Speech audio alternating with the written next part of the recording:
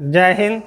Edu power in में आप सभी का स्वागत है। आज हम लोग पढ़ेंगे केमिस्ट्री का एक महत्वपूर्ण टॉपिक जल के बारे में। और पिछले दो क्लास में भी हम लोग देखे हैं जल से संबंधित महत्वपूर्ण प्रश्न जो प्रतियोगी परीक्षाओं में पूछे जाते हैं। और उसका आज भाग 3 हम लोग पढ़ेंगे भारी जल के बारे में, जिसको हम लोग D2O कहते हैं। तो चलिए हम लोग देखते हैं, शुरू करते हैं जल से संबंधित विभिन्न महत्वपूर्ण जानकारी।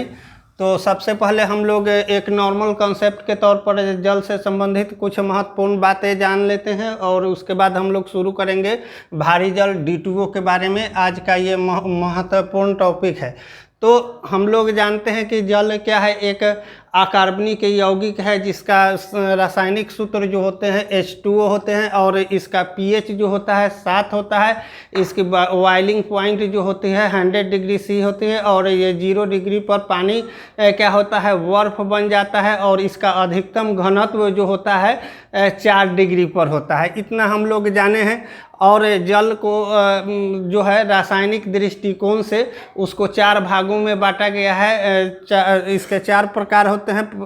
पहला आसूत जल, दूसरा जो होता है वो है मृदुल जल, और तीसरा कठोर जल, जो हम लोग 2 टॉपिक में पढ़ चुके हैं। और आज का जो टॉपिक मुख्य रूप से है भारी जल के बारे में है, जिसको हम लोग हेवी वाटर कहते हैं। जिसको हम लोग क्या कहते हैं, हेवी वाटर। और हेवी वाटर इसका रासायनिक सूत्र होता है D2O। इसी से संबंधित हम लोग आज महत्वपूर्ण तथ्य जानेंगे जो प्रतियोगी परीक्षाओं में पूछे जाते हैं। और इससे बहुत सारे रिलेटिव ऐसे प्रश्न पूछे जाते हैं जहाँ पे क्या होती है, बच्चे कंफ्यूज करते हैं। तो उसी कंफ्यूजन को दूर करने के लिए हम लोग टॉपिक देखेंगे और जानेंगे। तो सबसे पहले हम लोग देखते हैं हेवी वाटर के बारे में, भारी जल के बारे में, जिसको हम लोग D2O कहते हैं।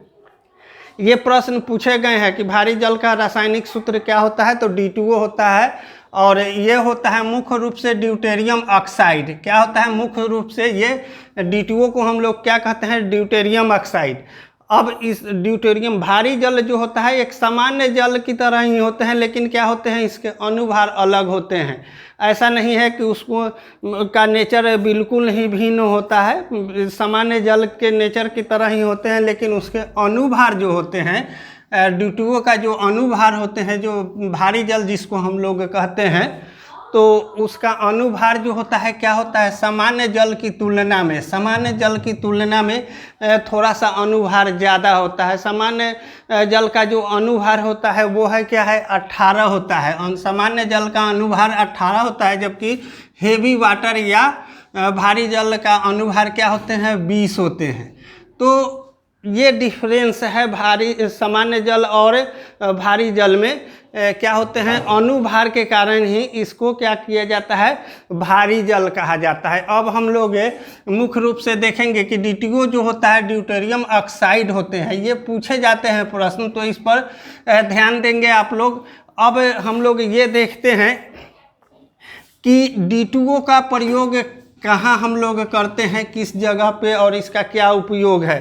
तो अनुभार के आधार पर सामान्य जल से हम लोग क्या किए हैं कि भारी जल में अंतर स्पष्ट किए हैं। और इसका जो विधि है भारी जल बनाने का, या भारी जल हम लोग कैसे प्राप्त करते हैं, इसके बारे में हम लोग ये 2 प्रयोग में देखेंगे कि किस तरह से सामान्य जल से भारी जल का निर्माण किया जाता है। तो अब हम लोग देखते हैं इसके D2O का उपयोग के बारे में। भारी जल का उपयोग हम लोग कहाँ करते हैं, तो भारी जल का उपयोग मुख्य रूप से परमाणु संयंत्र में किया जाता है, जहाँ पे परीक्षण वगैरह होती है, जहाँ तो ये एक मंदक के रूप में प्रयोग किया जाता है। भारी जल का प्रयोग क्या किया जाता है, मंदक के रूप में। तो क्या होते हैं ये मंदक जो होते हैं, जैसे ये थोड़ा सा सामान्य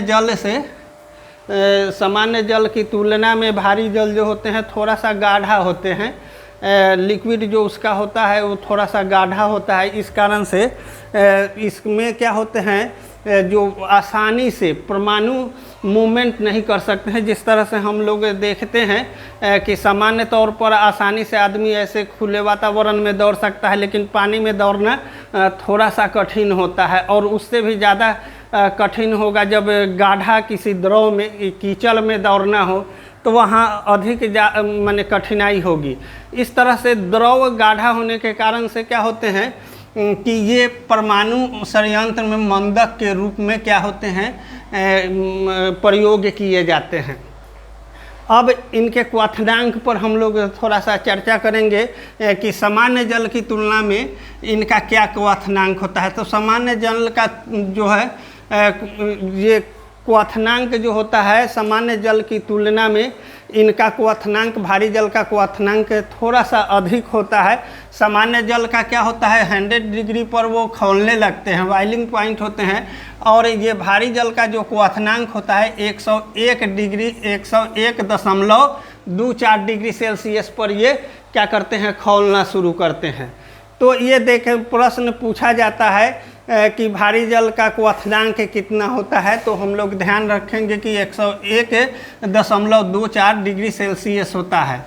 अब हम लोग देखेंगे इसी से संबंधित कि इसका खोज सर्वप्रथम जो है यूरे महोदय ने किया था। इसका खोज सर्वप्रथम यूरे महोदय ने किया था। और यह प्रश्न पूछा गया है कि भारी जल का खोज किसने किया था, वैज्ञानिक का नाम, तो हम लोग ध्यान रखेंगे कि यूरे महोदय ने भारी जल की खोज किया था।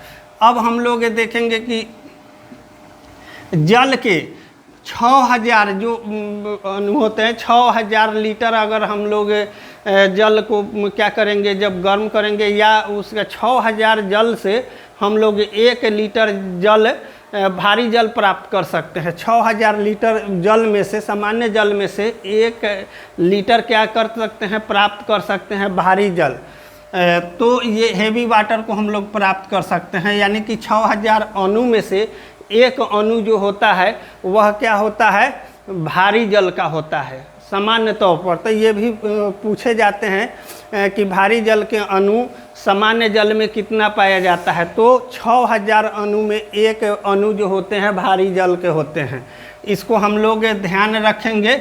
अब आगे इससे संबंधित इसका जो है निर्माण तरह तरह के षड्यंत्रों में किया जाता है और प्रायोगिक विधि के द्वारा भी भारी जल बनाया जाता है। लेकिन इसका निर्माण सबसे ज़्यादा जो व्यापक पैमाने पर होता है भारत में, वो उड़ीसा का एक तलचर है। वहीं पे तलचर में इस भारी जल का निर्माण किया जाता है। अब कभी कभी ये प्रश्न भी पूछे गए हैं और पूछ लिए जाते हैं कि भारी जल का निर्माण भारत में कहाँ पे होता है, तो उड़ीसा के तलचर में। ध्यान रखना है कि तलचर में क्या किया जाता है, भारी जल के निर्माण के लिए बहुत सारे षड्यंत्र बनाए गए हैं। अब आगे देखते हैं निर्माण विधि, इनका हम लोग कैसे, किस विधि के द्वारा भारी जल को हम लोग बनाते हैं। तो इस भारी जल को सामान्य जल से भारी जल में बदलने के लिए, बनाने के लिए, प्राप्त करने के लिए हम लोग 2 विधि का मुख्य रूप से प्रयोग करते हैं। पहला विधि है प्रभाजी आसवन। प्रभाजी आसवन जो है एक रासायनिक विधि है और इस विधि में हम लोग क्या करते हैं कि बहुत सारे चीज़ों को क्या करते हैं, अलग अलग डिफाइन करते हैं। जैसे पेट्रोलियम पदार्थ जो होता है उससे हम लोग पेट्रोल, किरासन तेल, डीजल या अन्य जो पदार्थ प्राप्त करते हैं इसी विधि के द्वारा करते हैं। तो ये एक डिटेल्स उस पर वीडियो बनेगी, पेट्रोलियम पदार्थ का प्यूरिफिकेशन हम लोग कैसे करते हैं। लेकिन अभी हम लोगों को जानना है DTO को हम लोग कैसे प्राप्त करते हैं।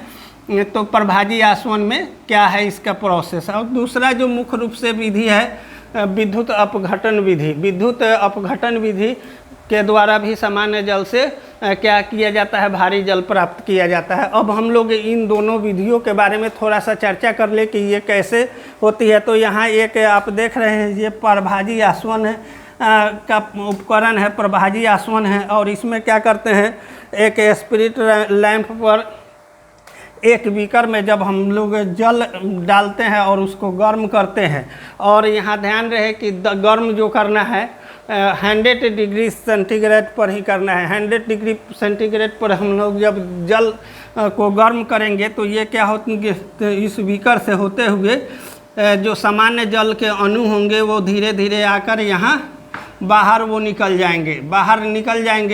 और क्या है कि कब भारी जल जो है यहाँ पर संग्रहित हो जाएगा, बच जाएगा। तो इस तरह से हम लोग लगातार अगर ये प्रोसेस करते हैं तो यहाँ पे जो सामान्य जल है वो वाष्प बनकर बाहर निकल जाएगी, जबकि भारी जल यहाँ पे संग्रहित रह जाएंगे। इस प्रक्रम के द्वारा भी हम लोग क्या करते हैं, DTO प्राप्त करते हैं, यानी कि भारी जल प्राप्त करते हैं। दूसरा जो विधि है विद्युत अपघटन विधि। विद्युत अपघटन विधि में क्या होता है, एक स्टील का पॉट होता है, वो बनावट होता है, वो इस तरह की उपकरण होती है जिसमें क्या होता है, हम लोग एक साइड से उसके लिए कैथोड लगाते हैं, यानी कि निगेटिव। कैथोड का मतलब ही होता है निगेटिव पोल होता है, और एक तरफ से एनोड लगाते हैं। एनोड में क्या होता है, पानी डाल दिए उस पॉट में, और पानी डालने के बाद में धीरे धीरे उसमें हम लोग एनोड को